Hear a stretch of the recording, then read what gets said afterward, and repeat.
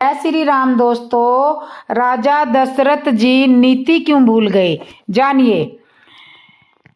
एक गुरु विश्वामित्र जी चारों भाइयों के सहित विवाह के पश्चात कुछ दिन अयोध्यापुरी में ठहर कर अपने गतस्य को चले गए।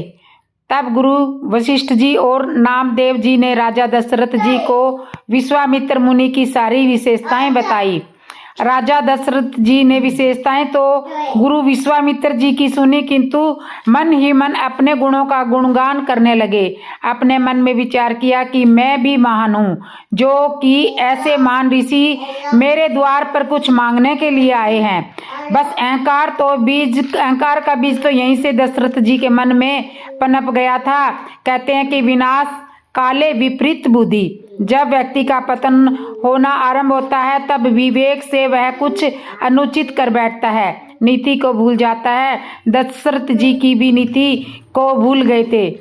राम जी का राज्याभिषेक करने की मन में अभिलाषा थी। यह विचार विमर्श उन्होंने गुरु जी के पास जाकर किया।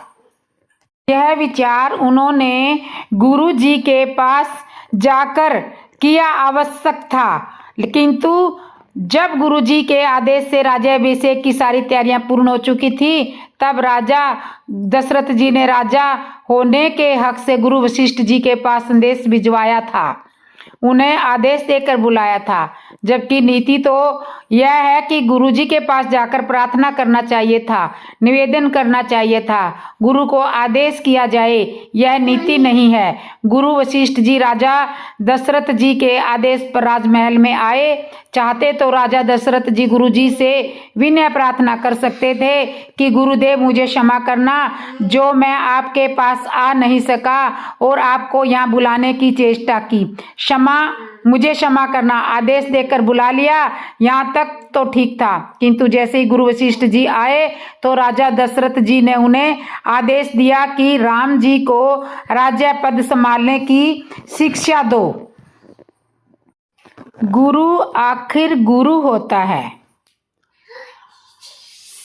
गुरु वशिष्ठ जी को चाहे अपने मन में राजा दशरथ की बात का बुरा लगा होगा, किंतु उन्होंने किसी से ऐसा कहा नहीं।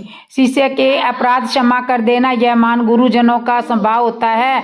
गुरु चाहे शिष्य के अपराध क्षमा कर दे, किंतु विधि इसे क्षमा नहीं कर सकती। राजा की आज्ञा मानकर वह राम जी के भवन में उपदेश देने के लिए चले गए, और जब राम जी को यह मालूम हुआ कि गुरुदेव वहां पर आए हैं, तब प्रभु श्री राम जी ने गुरुदेव जी से कहा, गुरुदेव मुझे क्षमा करना, आपको यहाँ मेरे पास चलकर आना पड़ा। यह नीति नहीं है। नीति तो यह है कि मुझे आपके पास जाना चाहिए था। यह तो अनर्थ हुआ है। गुरु वशिष्ठ जी ने कहा, राम तुम ऐसा क्यों नहीं कहोगे?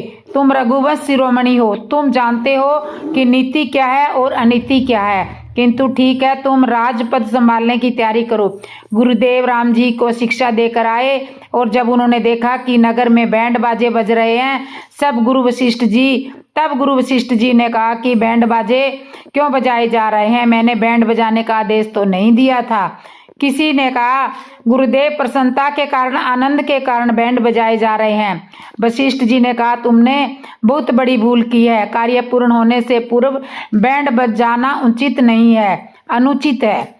तुमने बैंड बजाया है तो अब यह समझ लो कि अयोध्या का बैंड बज गया, हो गया अब राम जी का अभिषेक, अब राज तिलक नहीं हो सकता। गुरु वशिष्ठ जी ने उसी समय यह संकेत कर दिया कि अब राम जी का राज तिलक नहीं हो पाएगा, और हुआ भी वैसे ही। विघ्न उत्पन्न होने आरंभ हो गए।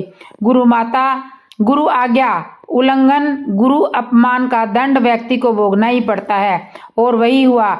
बैंड बाजों की ध्वनि सुनकर देवताओं को मन में लगा कि यह क्या हो रहा है। राम जी का अवतार तो राक्षसों के विनाश के लिए हुआ है। यदि राम जी सिंहासन पर बैठ गए तो राक्षसों का विनाश कैसे होगा? हम देवताओं की इन दुष्ट राक्षसों से रक्षा कौन करेगा? सारे देवता मिलकर माता सरस्वती के पास प्रार्थना करने लगे। तो मित्रों, जिस तरह चोर की चांदनी रात अच्छी चोर को चांदनी रात अच्छी नहीं लगती, वैसे ही देवताओं को अवधपुरी में गाजे बाजे बज रहे थे, वे अच्छे नहीं लग रहे थे। देवता सब मिलकर माता सरस्वती के पास गए, उनके चरण पकड़कर प्रार्थना करने लगे, माता कुछ ऐसा कीजिए कि राम जी का राज्य तिलक हो ना हो, राम जी को वनवास हो जाए और हमारे सारे कार्य सिद्ध हो जाए। माता सरस्वती मन में विचार करने लगी कि देवताओं, तुम्हारा स्थान तो बहुत ऊंचा है, किंतु तुम्हारी करनी बहुत नीची है। दूसरों का सुख तुमसे देखा नहीं जा रहा है। तुम जानते नहीं हो, यदि राम जी को वनवास हुआ तो अवधपुरी में किस तरह का भूचाल आ जाएगा। क्या राजा दशरथ राम जी के बिना जीवित रह पाएंगे?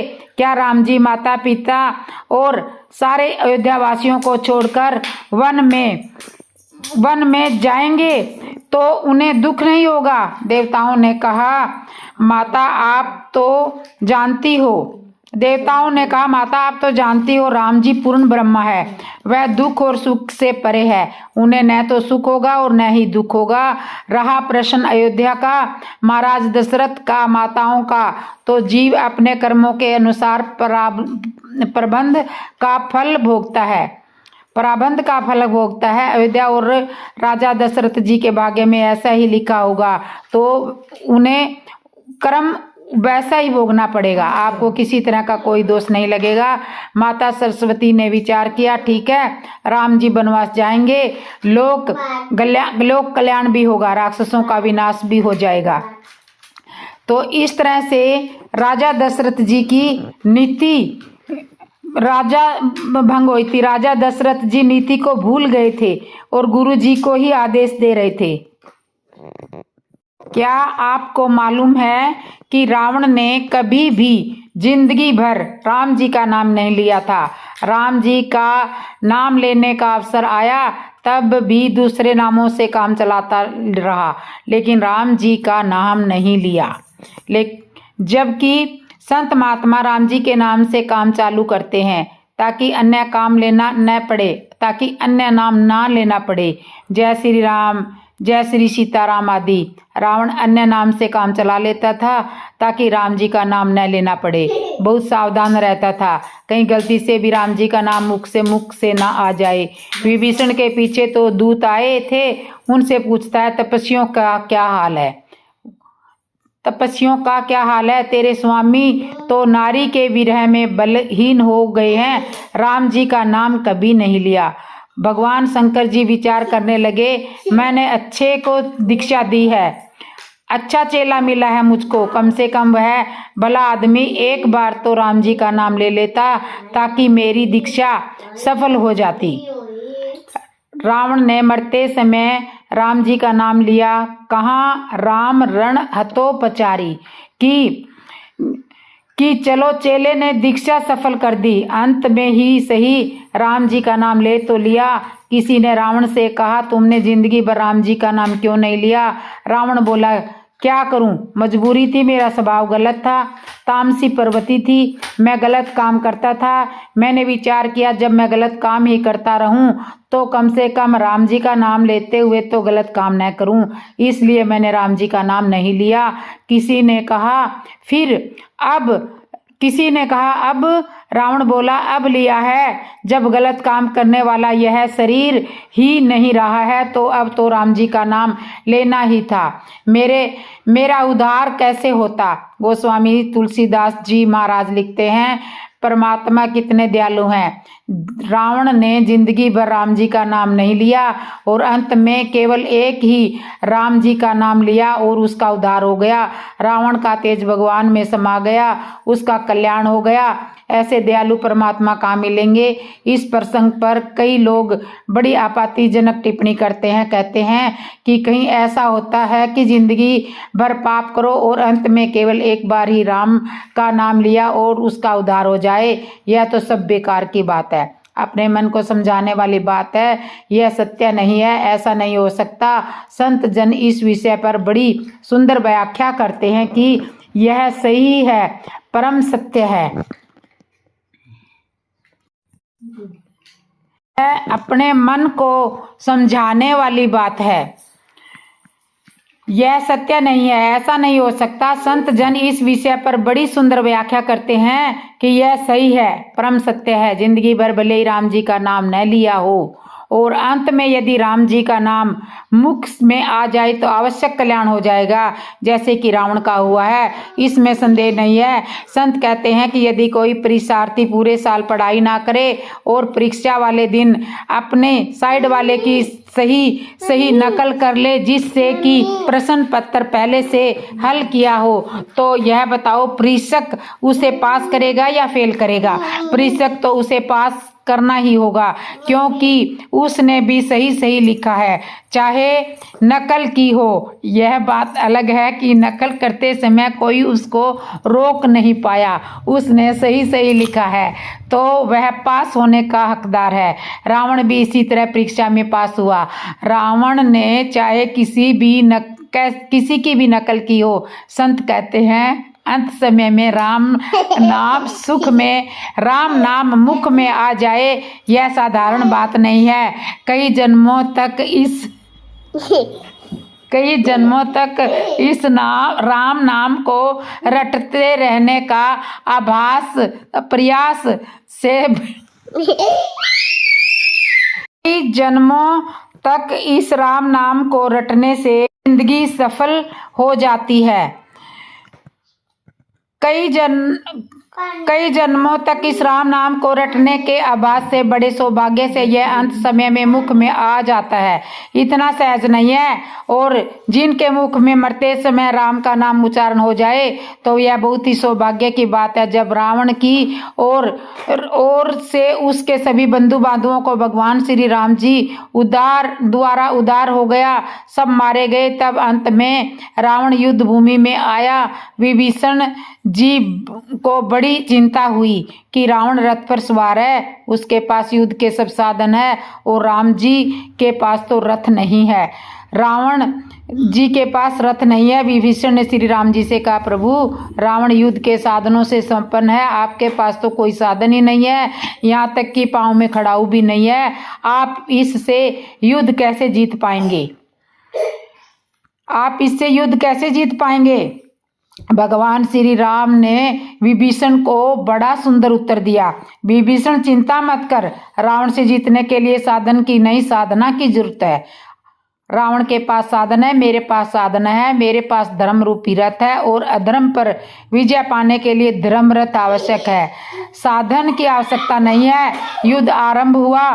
श्री राम जी रावण की भुजाएं और शीश को अपने बाणों से काटते हैं, किंतु रावण के सिर फिर से प्रकट हो जाते हैं। श्री राम जी ने यह खेल कई बार खेला।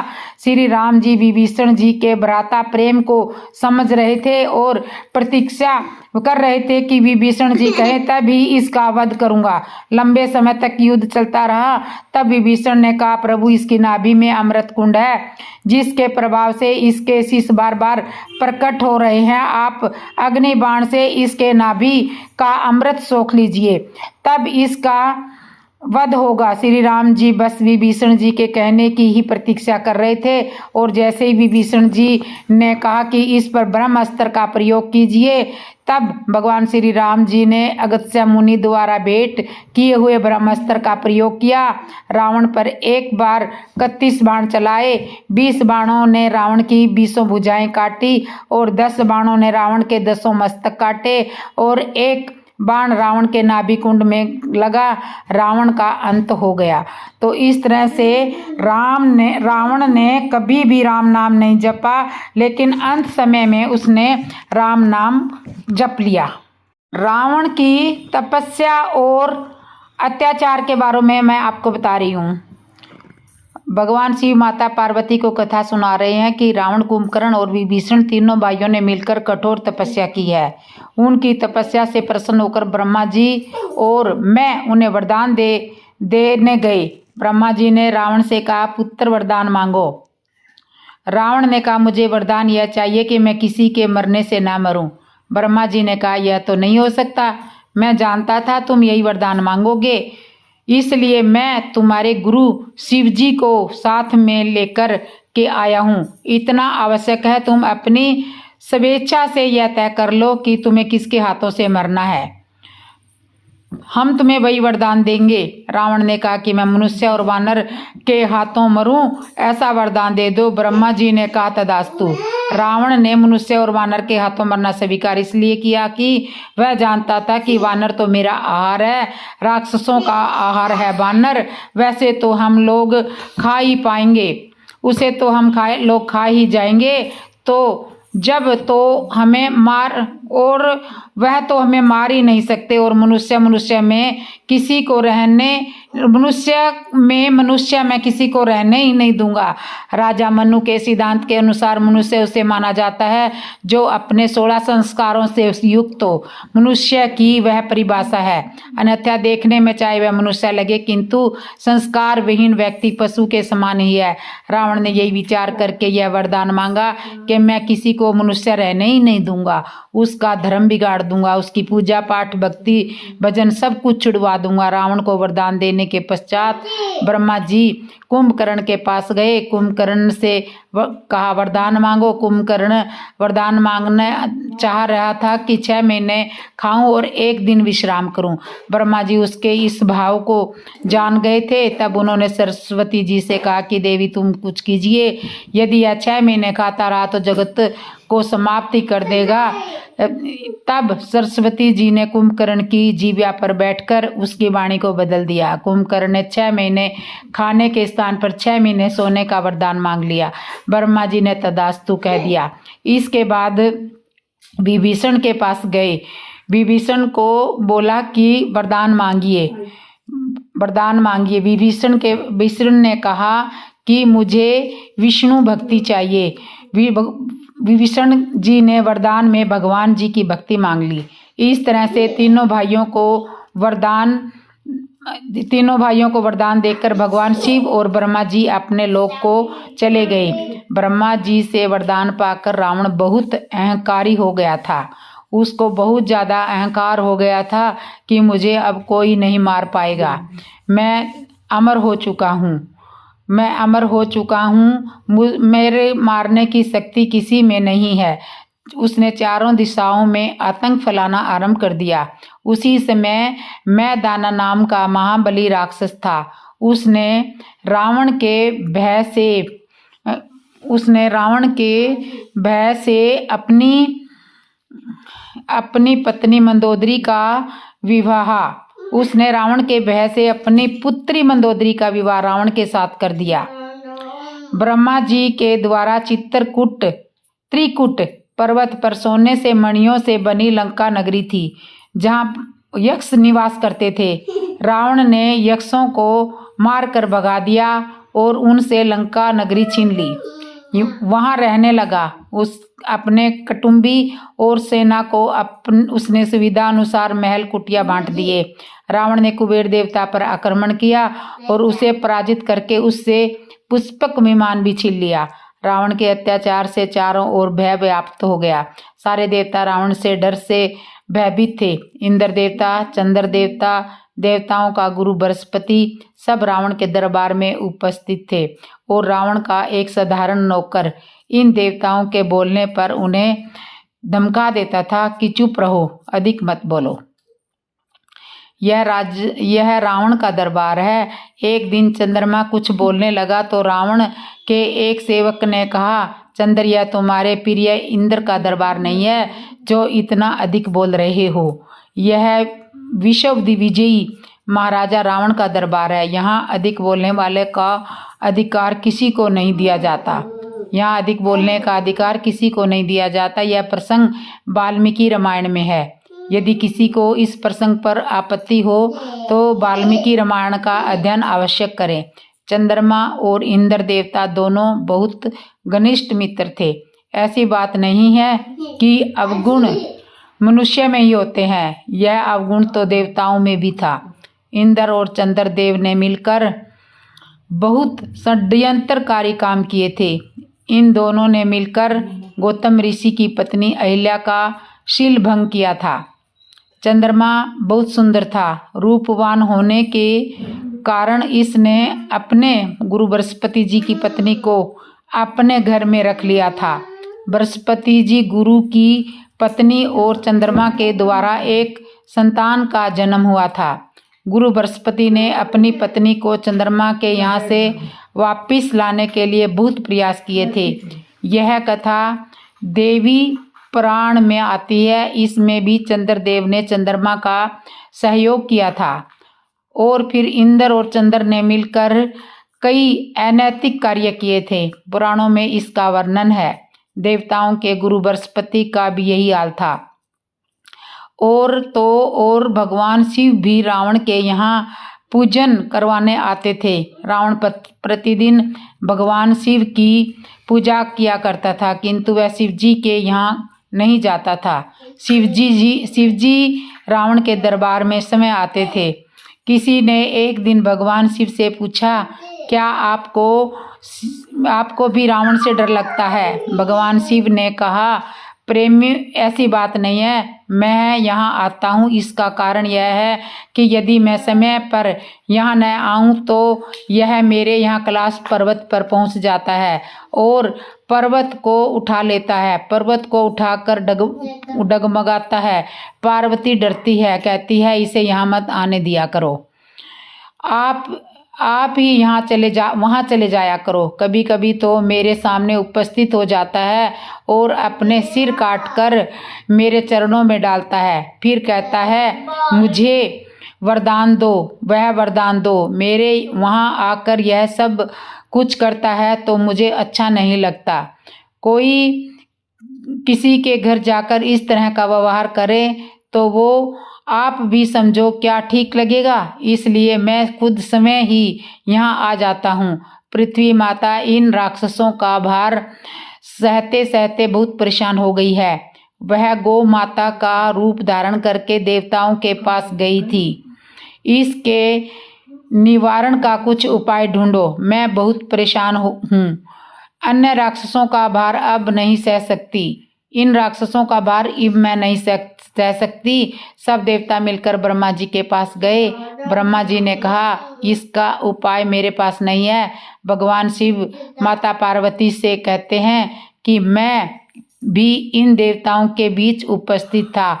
देवताओं में दो बल बन गए कि क्या किया जाए। सब ने मिलकर यह तय किया कि भगवान के पास चला जाए। प्रश्न यह था कि भगवान मिलेंगे कहाँ। कोई कहता है कि भगवान बैकुंठ में है, कोई कहता है कि है ही नहीं, भगवान क्षीर सागर में मिलेंगे, कोई कहता है भगवान क्षीर सागर में मिलेंगे। तो इस तरह से हर कोई अपने अपने सवाल कर रहा है।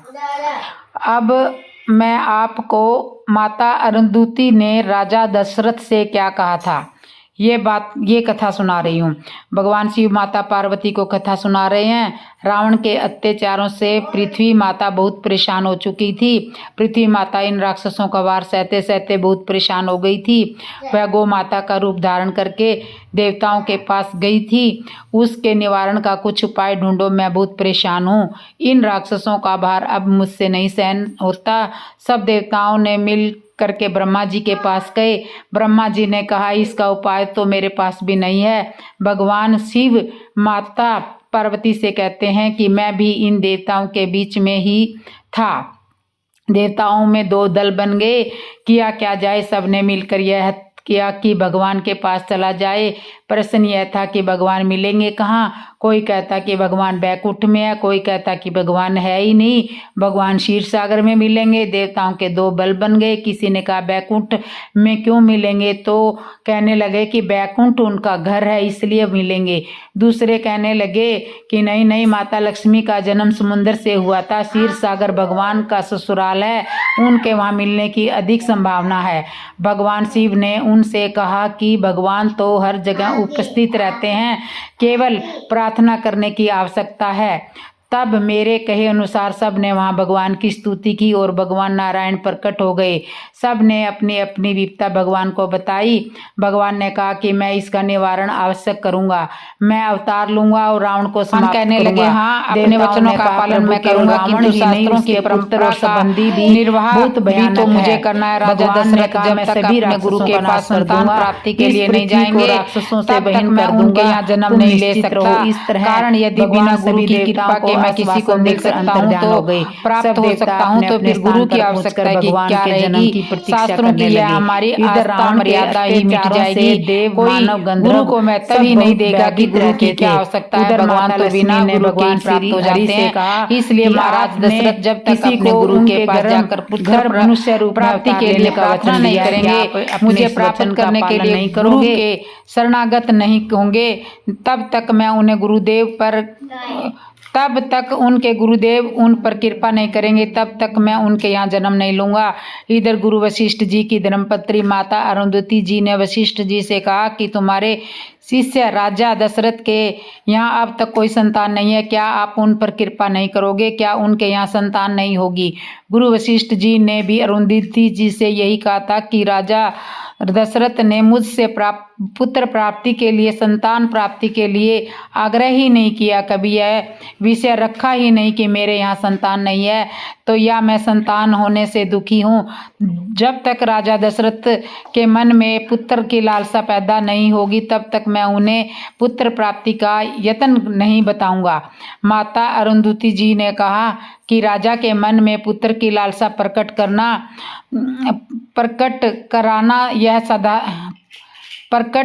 करना यह साधारण काम मैं करूंगी। गुरु जी ने कहा कि ऐसा हुआ तो उनके यहाँ पुत्र मैं प्राप्त कर दूंगा। और एक दिन माता अरुंधति जी ने राजा दशरथ के राजमहल में गई। राजा ने गुरु माता को प्रणाम किया, कुशलता पूछी, आदर सत्कार किया। गुरु माता अरुंधति जी ने अपने साथ लिए हुए बालक पौत्र को चिमटी कर दी। बालक जोर से रोने लगा। राजा दशरथ ने अरुंधति जी से पूछा, यह बालक क्यों रो रहा है? अरुंधति जी ने कहा, राजन, यह बालक इसलिए रो रहा है कि मेरा परिवार तो इस राजकुल का गुरु रहा है। हमारे कुल के सभी पुरोहित इसी कुल के गुरु रहे हैं, किंतु राजा साहब के यहाँ तो कोई संतान ही नहीं है। आगे इनके वंश को कौन चलाएगा और मैं किसका गुरु रहूँगा? क्या मुझे गुरु रहने का सौभाग्य प्राप्त होगा? यह विचार करके वह बालक रो रहा है। माता अरुंधति की इस साधारण बात ने राजा दशरथ पर बड़ा असाधारण प्रभाव डाला। महाराज दशरथ के मन में गल्यानी हुई। गुरु माता अरुंधति जी की साधारण बात ने महाराजा दशरथ जी पर असाधारण प्रभाव डाला। अरुंधति जी ने यह कहा था कि यह बालक इसलिए रो रहा है कि राजा दशरथ जी के यहाँ कोई संतान नहीं है। इनके जाने के बाद मैं किन का गुरु बनूंगा? दशरथ जी के मन में बड़ी गल्यानी हुई और वह अपने गुरु वशिष्ठ जी के पास गए और दशरथ जी ने अपना सुख और दुख दोनों गुरु जी के सामने सुनाया। गुरु जी ने पूछा, सुख क्या है और दुख क्या है? दशरथ जी कहने लगे, महाराज, जीवन में सब कुछ पाया है किंतु चौथापन आ गया है, संतान नहीं हुई है, यह दुख है। गुरु वशिष्ठ जी ने दशरथ जी से कहा कि तुम चिंता मत करो, भगवान ने तुम्हें चौथेपन तक संतान नहीं दी तो अब तुम्हें 4 संतान मिलेंगी, 4 रूप में संतान मिलेगी, तुम्हारे यहाँ 4 पुत्रों का जन्म होगा। दशरथ जी यह सुनकर बड़े प्रसन्न हुए, कहने लगे, गुरु जी, मुझे करना क्या होगा? गुरु जी कहने लगे कि तुम्हें कुछ नहीं करना है, अब तो जो कुछ भी करना है वो मुझे ही करना है। तो इस तरह से गुरु माता अरुंधति ने राजा दशरथ से पुत्र के लिए कहा कि तुम्हारा पुत्र नहीं होगा तो हमारा पुत्र किसका गुरु बनेगा। तो दोस्तों, आपको ये कथा कैसी लगी? अच्छी लगी हो तो कमेंट में ज़रूर बताना, और जिसने मेरे चैनल को सब्सक्राइब नहीं किया, सब्सक्राइब करना, लाइक करना, कमेंट करना और बेल आइकन बटन तो ज़रूर दबा लेना, और वीडियो को शेयर भी कर दिया करो और बेल आइकन बटन भी दबा दो, और कमेंट में जय श्री राम भी लिख दो, और एक बार जोर से बोल दो, जय श्री राम दोस्तों, जय श्री राम दोस्तों, जय।